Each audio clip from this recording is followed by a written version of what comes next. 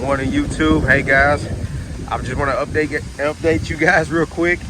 We kind of switched up gears on our equipment a little bit. I don't know if you guys been paying attention to the social media or even some of the things I posted just randomly.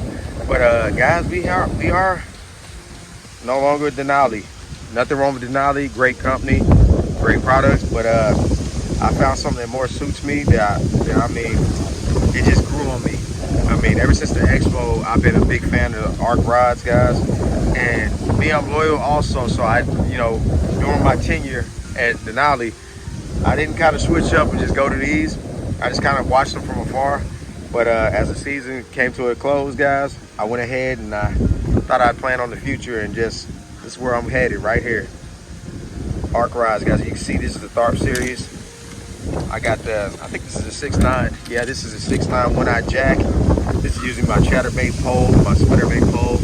Got a real moderate tip. And then I also got the Moneymaker, guys, in the Tharp series. It's a 7.3 medium heavy. It's more of my jigs, my flipping. And we'll go on to the Cobb series. I'm a big fan of the Cobb series because you can throw your top waters on that. Now this is the 611 right here. And this is a medium heavy axe. Also, you can actually throw jerk baits on it. You throw small cranks on it. Your top waters, as you can see. And then of course we got the Lancer Pro 7.3 medium heavy, but this is the regular. The reason why I got the regular tip because it's not moderate, but it's kind of got the same feel to it. But it's good for throwing your jigs, swim jigs, or your footballs, ball head jigs, all that stuff, guys. So we're gonna go ahead and put these bad boys to the test and break in a few of these newer ones and see if we can get some work in the older one, guys. Y'all stay tuned. First up, we got the 6.9 one-eye jack Tharp series. Of course, we got the slobber knocker on there. You got your Berkeley Power Stinger. Me, I kind of like the color the tail chartreuse to kind of make it stand out, look like a bluegill. So what we're gonna do is, we got windy conditions, as you can see, a lot of grass. So what we're gonna do is we're gonna try to work this grass with our vibrating jig and see if we can get big. See if we can get big, guys.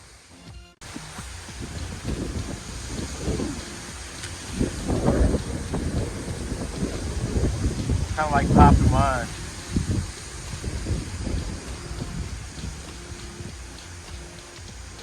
A certain way I like to work my spinner bait to my vibrating jig.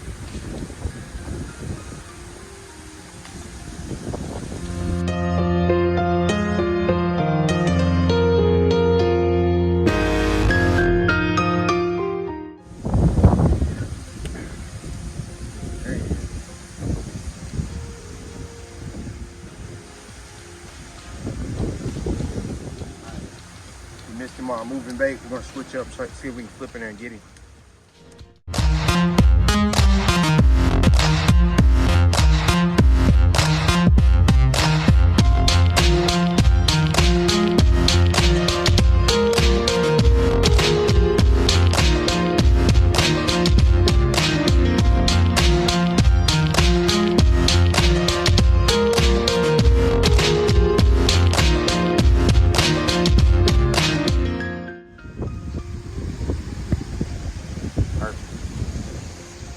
Drop right off in that hole. That wind is nuts. Look at that. The water's dropping a lot on this end. Very, very shallow.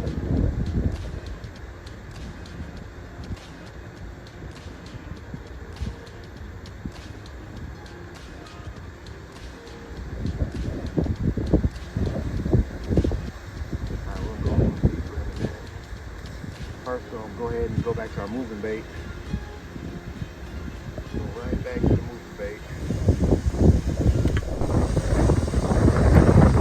Kind of like a wintertime over here.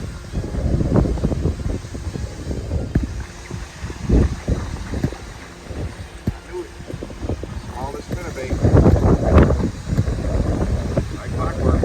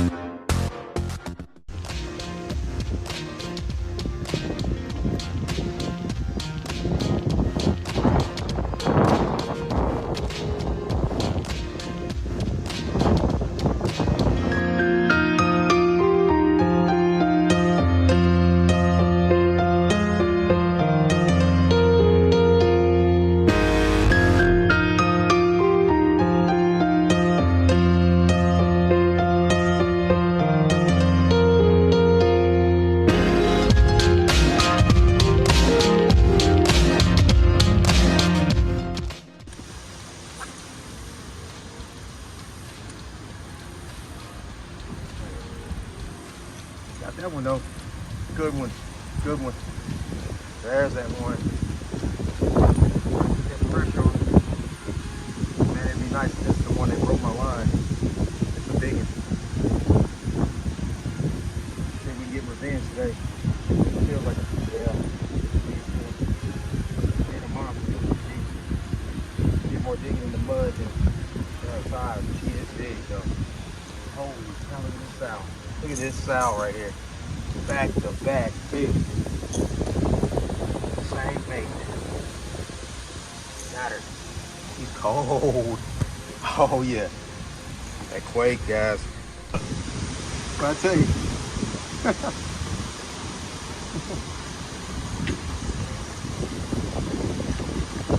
File one. File three of them.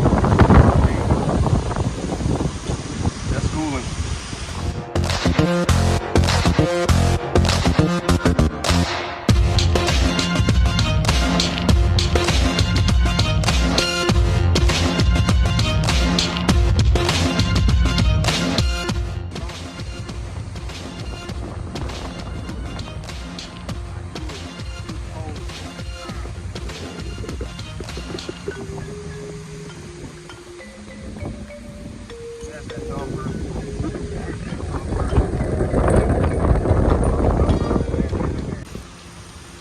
Just got smoked.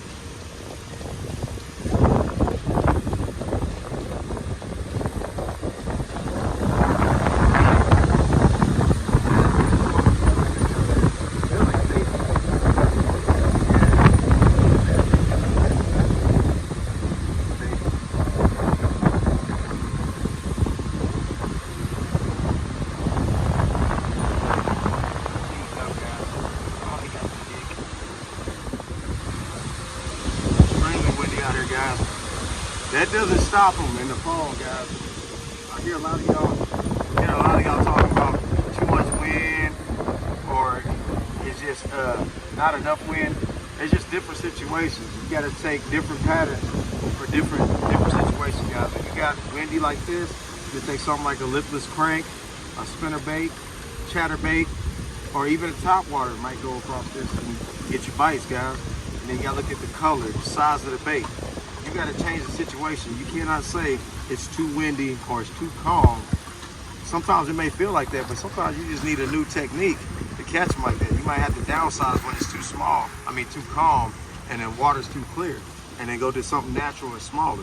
You just got to adapt, guys. That's how you get better at this sport. And another thing is it helps you put a lot more fish in your bag quicker. The reason why I say that, because a lot of people, I've been in this tournament world, and let me tell you guys, a lot of people zero out. These are not bad fishermen either. It's just you make the wrong choice, color or size, or just the wrong situation, the wrong technique for the right situations. I say the wrong technique for the right situations could be like this right here. Most people wouldn't come out here, it's too windy, but we're catching 3 and 4 pound bass off a lipless crank. See what I'm saying, guys? You got the wrong technique for the right situation sometimes. Just look at it always on the positive side, and it'll help you catch a lot more fish. That confidence is key, trust me.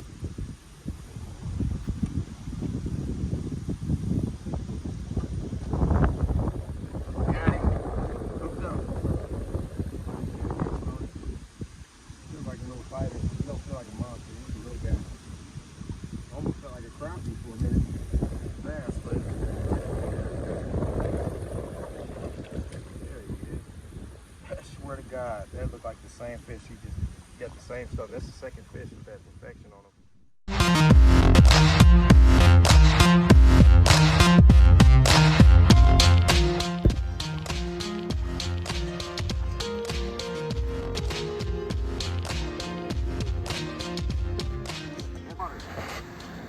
I had the brick on it, didn't hook. I didn't think it hooked. Yeah, it's a big one too.